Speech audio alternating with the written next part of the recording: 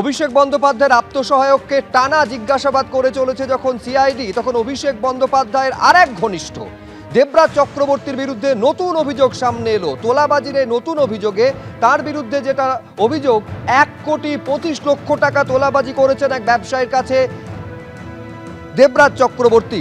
ধৃত প্রাক্তন তৃণমূল কাউন্সিলরের বিরুদ্ধে নতুন অভিযোগ আজ সামনে এসেছে। বাগুইআটি থানায় অভিযোগ দায়ের করেছেন লিলুয়ার ব্যবসায়ী। 1,25,00,000 টাকা তোলাবাজির অভিযোগ দায়ের। ভিআইপি রোডের পাশের একটি বিল্ডিং থেকে লোহা কেনার বরাত পান ব্যবসায়ী এবং সেই কাজ করার জন্য তার অভিযোগ দেবরাজ চক্রবর্তী তার কাছ থেকে তোলা বাবদ 1,25,00,000 টাকা দাবি করেন। অভিষেক বন্দ্যোপাধ্যায়ের ঘনিষ্ঠ দেবরাজ চক্রবর্তীর বিরুদ্ধে বিস্ফোরক অভিযোগ। এই মুহূর্তে আমরা ভিআইপি রোডে ঠিক যেখানে দাঁড়িয়ে রয়েছি, আমার পেছনে যে নির্মীয়মান বহুতল ছিল সেই বাড়ি ভাঙা এবং বাড়ি থেকে লোহা তোলার জন্য লিলুয়ার এক ব্যবসায়ী বরাত পান বাড়ির মালিকের থেকে।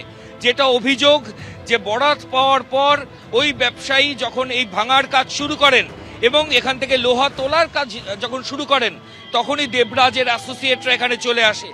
1 কোটি টাকা না দিলে ওই ব্যবসায়ী কাজ করতে পারবেন না, এমন হুমকি দেওয়া হয়। আরও মারাত্মক যেটা অভিযোগ, যে এই 1 কোটি টাকার মধ্যে 25 লাখ টাকা প্রথমে ইনস্টলমেন্টে, পরে 25 লক্ষ টাকা আবার নেয় দেবরাজ চক্রবর্তী। 50 লক্ষ টাকা নেওয়ার পর যখন ওই ব্যবসায়ী ভাঙার কাজ আবার শুরু করেছেন, তখন দেবরাজের অ্যাসোসিয়েটরা আবার চলে আসে এবং এসে বলে যে আরও 25 লক্ষ টাকা না দিলে কোনোভাবে কাজ করতে দেওয়া হবে না।